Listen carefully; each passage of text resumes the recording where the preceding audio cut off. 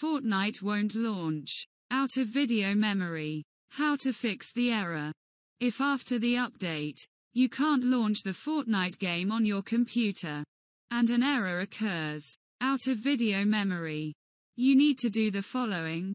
Press the key combination, Windows, +R.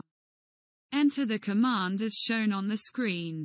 Local app data, inside %symbol.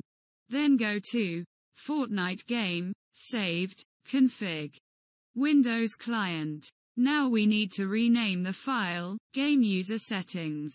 For example, add the number 2 to his name. This completes the settings. We can start the game.